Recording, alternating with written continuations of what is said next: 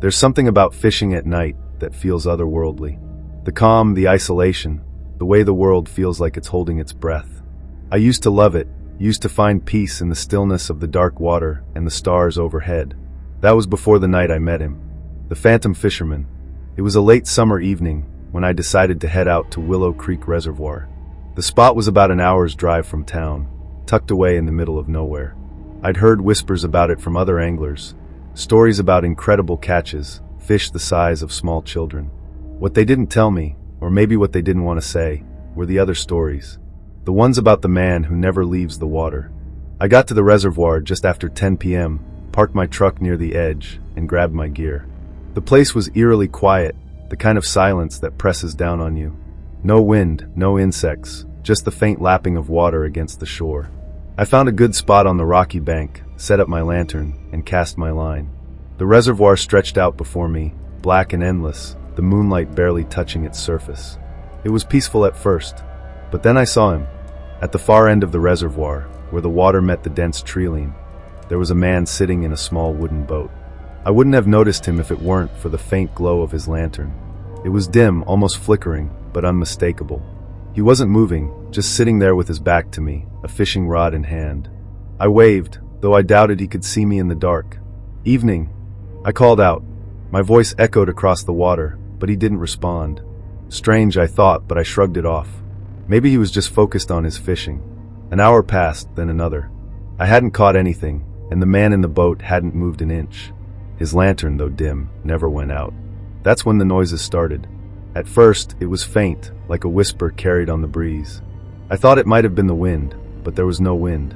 Then it grew louder, words I couldn't quite make out, layered on top of each other, overlapping, chaotic. I looked around, trying to find the source, but there was no one else there. No one except him. I turned my attention back to the boat, and my stomach dropped. He was standing now, his silhouette illuminated by the eerie glow of his lantern. He was facing me. Even from a distance, I could tell something was wrong. His proportions were off. Too tall, his limbs too thin, his head tilted at an unnatural angle. And then he started moving. The boat didn't drift or paddle toward me. It glided, silent, smooth, cutting through the water like a ghost. My pulse quickened as I fumbled with my gear, trying to reel in my line. The whispers were louder now, filling my ears, making it hard to think. By the time I looked up again, the boat was gone. The water was still. The lantern, the figure, everything had vanished. But the whispers remained. I didn't stick around to find out what happened next. I grabbed my gear and bolted to my truck, the hairs on the back of my neck standing on end. As I drove away, I kept glancing in the rearview mirror, half expecting to see that boat gliding after me. But there was nothing, just the dark, empty road stretching out behind me. When I got home, I told myself it was just my imagination, a trick of the light and the silence playing with my mind.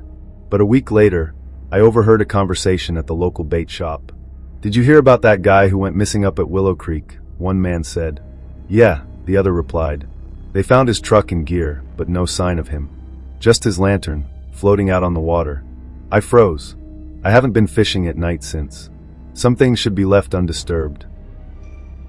For weeks after that night, I couldn't shake the feeling that I'd brought something back with me. It started small, a faint wet smell in my house, like lake water.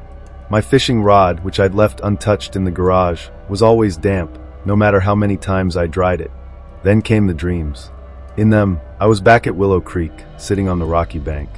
The whispers were there, louder than ever, surrounding me. The man in the boat was closer this time, his lantern casting a pale, sickly glow over the water. I couldn't move, couldn't look away, as he stood and pointed toward me. His mouth opened wide, too wide, and from it came not words, but the sound of rushing water, of screams swallowed by the depths. I always woke up gasping for air, my sheets soaked with sweat. One night, I woke to the sound of dripping. It wasn't raining. There was no leak in the house. The sound was coming from the hallway. Heart pounding, I grabbed the flashlight from my bedside table and crept toward the noise. The dripping grew louder as I reached the end of the hall, where the door to my garage stood slightly ajar. The smell of the lake hit me first, strong, overpowering, like rotting fish and stagnant water. I pushed the door open and froze. There, in the middle of the garage, was my lantern. It was lit, casting an unnatural greenish glow that flickered like a dying flame. My fishing rod leaned against it, the line trailing off into the shadows. The whispers returned, louder and clearer than ever. "Come back?" I turned to run, but the door slammed shut behind me, plunging the room into darkness. The whispers grew deafening, overlapping and chaotic, like 1,000 voices screaming at once. The green glow intensified, and for a brief moment I saw them, figures in the shadows, their elongated limbs and featureless faces twisted in impossible ways. And then, I heard the splash. Water began pooling around my feet, rising fast. It was ice cold, numbing, and it smelled of death. I clawed at the door, screaming, but it wouldn't budge. The water rose to my knees, then my chest, then my neck. In the reflection of the water, I saw him. The phantom fisherman. He stood just behind me, his lantern glowing brighter than ever, his gaping mouth pulling everything into its endless void. The last thing I felt was the water closing over my head, dragging me down into the darkness. When they found my house, it was empty. The garage was dry, the lantern gone. The only clue was my fishing rod, propped neatly against the wall, with a damp, greenish stain on the floor beneath it. They say if you go to Willow Creek Reservoir on a moonless night, you can see a new boat out on the water. A boat with 2 figures. And if you listen closely, you can hear the whispers. No one ever leaves the lake.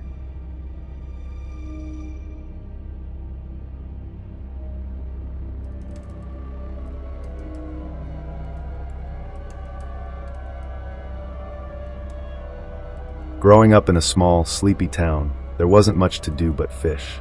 My dad taught me how to cast a line before I could even tie my shoes, and I've been doing it ever since. There's something peaceful about it, just you, the water, and the quiet. That's why I said yes when my friend Mike called me up one night and asked if I wanted to join him for some late-night fishing at Blackwater Lake. I hesitated for a moment. Everyone knew the stories about that place. Old legends, really. Stories about fishermen disappearing, strange lights under the water, whispers carried on the wind. But they were just stories, right? Mike laughed when I brought it up. "Come on, man. You don't actually believe that crap, do you? It's just a lake." I didn't believe it. At least, that's what I told myself. We arrived just after 10 p.m. The moon hung high, casting a silver glow over the water. Blackwater Lake lived up to its name. The water was dark, almost inky, and it seemed to swallow the light from our lanterns. We set up on the old wooden dock that stretched out into the lake. The boards creaked under our weight, and the air was heavy with the smell of damp wood and algae. Mike cracked open a beer and grinned at me. Here's to proving those old ghost stories wrong. I forced a laugh and cast my line, the lure disappearing into the blackness below. For the first hour, everything was normal. The usual sounds of the night surrounded us, crickets chirping, the occasional splash of a fish, the rustle of leaves in the breeze. But then, the lake went silent. No crickets, no splashes, no wind. Just silence. Mike noticed it too. He glanced at me, his smile faltering. "That's weird," he said, his voice hushed. Before I could respond, something tugged at my line hard. "Got one!" I shouted, gripping the rod tightly. But whatever was on the other end didn't feel like a fish. It was heavy, unyielding, like I'd hooked into a log. Then it started to pull. The line strained, the rod bending dangerously, and I dug my heels into the dock to keep from being dragged forward. "Need some help?" Mike asked, already grabbing his flashlight. "Yeah," I grunted, the muscles in my arms burning. Mike aimed the light at the water, and that's when we saw it. A faint, greenish glow, deep beneath the surface. "What the hell is that?" Mike whispered. I didn't answer. I couldn't. The glow grew brighter, and for a moment, I thought I could see shapes, long, slender shapes, moving in the light. Then the line snapped.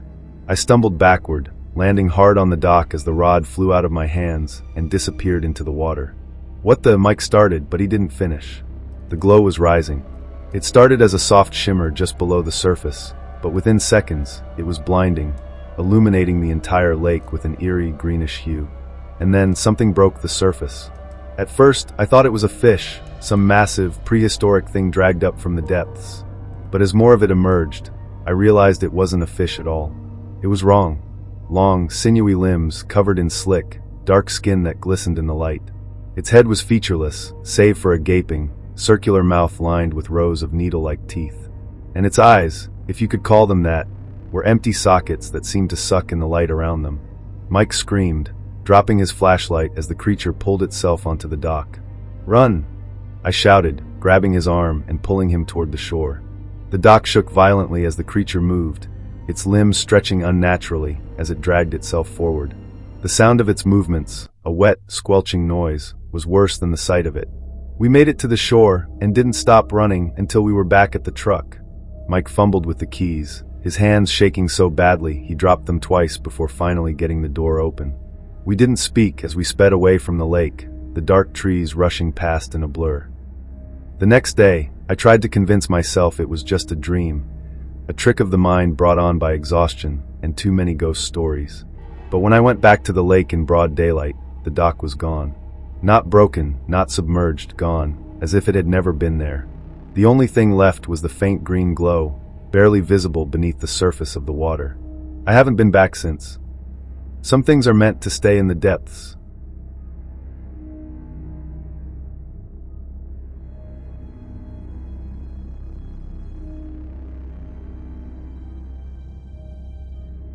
Night fishing always had a strange appeal to me. There was something about the quiet stillness of the water under a starless sky, the way the world seemed to fall away, leaving only you and the sound of the lake lapping against the shore. That's why I agreed to go with my cousin Dave to Lake Galloway, even though I'd heard the stories. People talked about strange lights under the water, unexplained disappearances, and a cold that seemed to cling to your bones long after you'd left. But I wasn't the type to believe in local legends. At least, not then. We got to the lake just before 10 p.m., parked the truck at the edge of the dirt path, and carried our gear down to the water.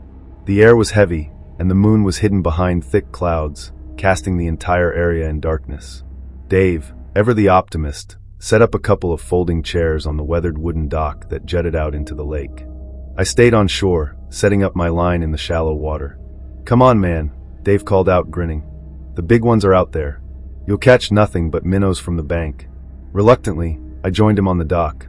The boards creaked under our weight, and the water below was as black as ink. We cast our lines and settled into a comfortable silence, the occasional hum of insects and the distant hoot of an owl the only sounds breaking the stillness. But then the lake went quiet. It happened all at once. The insects stopped chirping, the owl fell silent, and the air grew unnaturally still. I glanced at Dave, who was staring at the water with a furrowed brow. "Did you feel that?" he asked, his voice barely above a whisper. "Feel what?" "The dock. It's—" Before he could finish, something huge broke the surface of the water with a deafening splash. We both jumped, our lines snapping taut. I gripped my rod tightly, the reel spinning as whatever was on the other end began to pull. "Holy crap!" Dave shouted, standing to his feet. But this didn't feel like a fish. It was heavy, relentless, dragging my line toward the center of the lake. Dave was having the same struggle, his rod bent nearly in half. "What is this thing?" I grunted, my arms straining against the pull. Then the water began to glow. It started as a faint, bluish-green shimmer beneath the surface, growing brighter with every passing second. The glow was cold, unearthly, illuminating the water around the dock in an eerie light. And then I saw it. A face.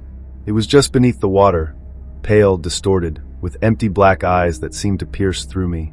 Its mouth was open in a silent scream, rows of jagged teeth glinting in the light. I let go of the rod. "Dave, we need to go," I shouted, backing away from the edge of the dock. But Dave wasn't listening. His eyes were wide, his mouth hanging open as he stared at the glowing water. "Dave!" I grabbed his arm, but he didn't move. The dock lurched violently, and I lost my footing, falling hard onto the wet boards. When I looked up, Dave was gone. Panic set in as I scrambled to my feet, scanning the water for any sign of him. The glow had spread, the light pulsing like a heartbeat, and I could see shapes moving just beneath the surface. They weren't fish. Long, sinewy bodies twisted and writhed in the glow, their pale faces flashing in and out of view. And then I saw Dave. He was floating just below the surface, his body limp, his eyes open and staring. The shapes surrounded him, their skeletal hands pulling him deeper into the light. "Dave!" I screamed, but it was no use. Within seconds, he was gone, swallowed by the depths. I ran. I didn't grab my gear, didn't look back. I ran up the path to the truck, my heart pounding in my chest. When I got to the truck, I fumbled with the keys, my hands shaking so badly it took 3 tries to unlock the door. I started the engine and sped away. The image of those faces burned into my mind. I told the police everything. About the glow, the faces, the way Dave just disappeared. They didn't believe me, of course. They searched the lake for weeks, dragging the water, but they never found his body. What they did find was our gear, still sitting on the dock, and our fishing rods tangled in the reeds near the shore. The strange thing? Both rods were snapped clean in half, as if something had bitten through them. I haven't been back to Lake Galloway since. But sometimes, late at night, I'll wake up to the sound of water dripping. And when I close my eyes, I see them. The faces. Still watching. Still waiting.